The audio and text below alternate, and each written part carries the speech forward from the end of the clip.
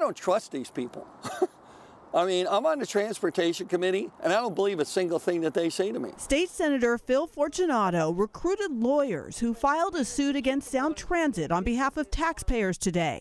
He says he's doing it because he believes Sound Transit misled lawmakers by using a depreciation schedule that had been repealed. Trying to sneak things in without people realizing what they're voting for. State Senator Steve O'Ban says that led to unconstitutionally overcharging taxpayers in Snohomish, King, and Pierce counties since the passage of ST3.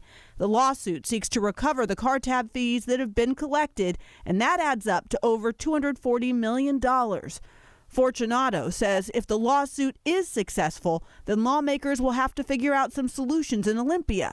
He adds that that is where voters have power. The question comes in is, who are you going to send to Olympia? You're going to send people to Olympia who are just bending over backwards, giving Sound Transit everything they want?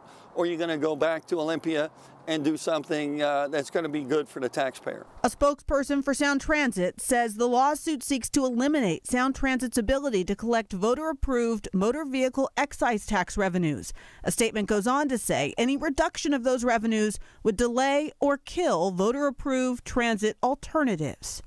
Natalie Swaby, King 5 News.